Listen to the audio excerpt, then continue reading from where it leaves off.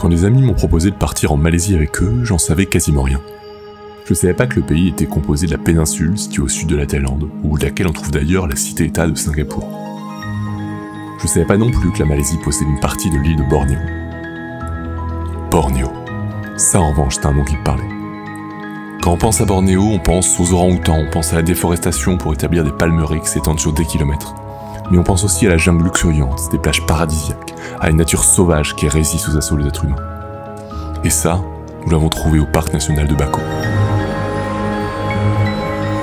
Parce qu'il faut savoir qu'à Bako, les poissons marchent, les cochons ont des barbes, les craves ont des violons et les singes ont des grenets.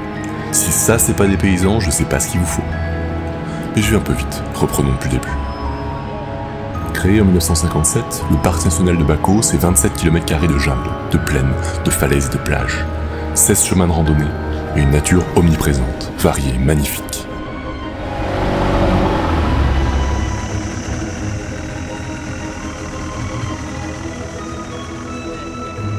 Notre premier contact avec la faune de Bako, ça a été un panneau « Attention crocodile ». Je peux vous dire que ça met dans l'ambiance. Et c'est aussi la raison pour laquelle il est interdit de se baigner à Bako. Pourtant, les premiers animaux aquatiques que nous avons vus ont été tout autres. Juste au pied du débarcadère se trouvait en effet une colonie de gobies. Des poissons marcheurs.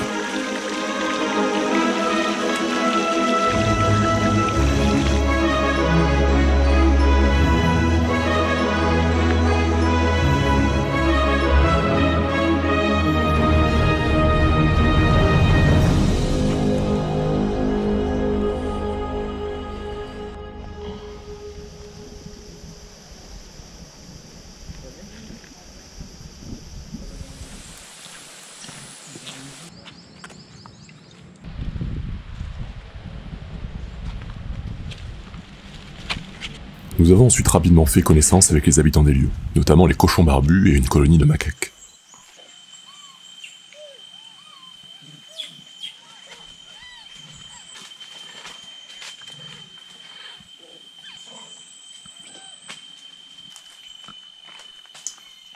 Mais la vraie star, celui que l'on voulait absolument voir à Bako, c'est le Nazik, un singe qu'on trouve qu'à Bornéo et qui est un peu connu par chez nous pour son apparition dans l'album de certains Vol 714 pour Sydney. Alors, nous avons parcouru l'un après l'autre les sentiers de randonnée. Je dis ça comme c'était une contrainte, mais ce fut évidemment un vrai plaisir.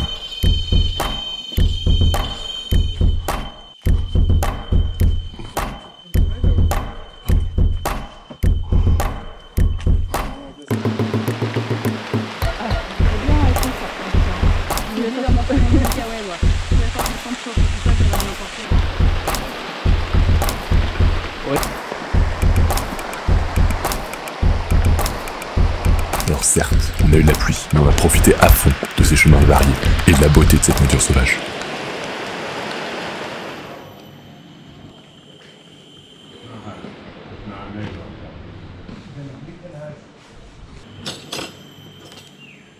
Une beauté qui confinait parfois au sublime.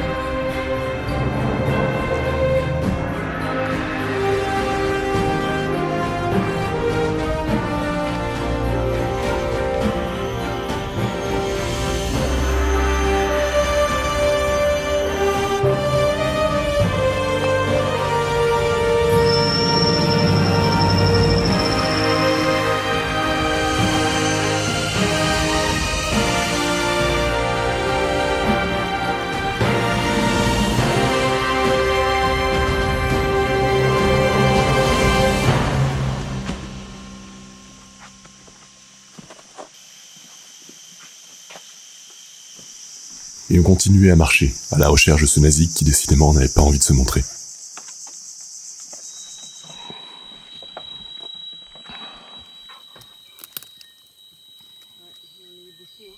Et on continuait à grimper, à s'enfoncer de plus en plus profondément dans la jungle.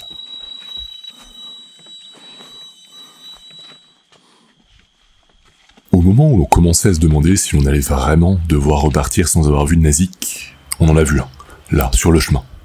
Puis un deuxième. C'est toute une colonie de nazik qui était là, à 2 pas du centre et de nos chambres. On avait quadrillé la jungle pour les apercevoir et ils étaient sous notre nez.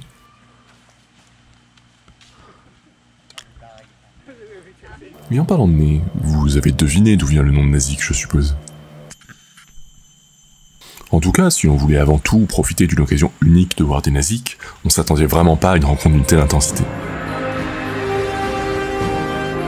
Par leur silhouette, par leur comportement nonchalant, on avait presque l'impression de nous trouver face à des êtres humains.